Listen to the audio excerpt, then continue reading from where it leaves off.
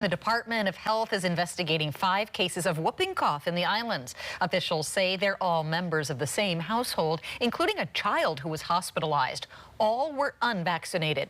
According to health officials, they had recently traveled from the mainland and stayed at a hotel on Oahu. The health department is now working with the CDC and other states to notify others who were exposed. Whooping cough is a highly contagious respiratory infection that can lead to serious complications, especially in infants, from pneumonia to dehydration, seizures, and even brain damage.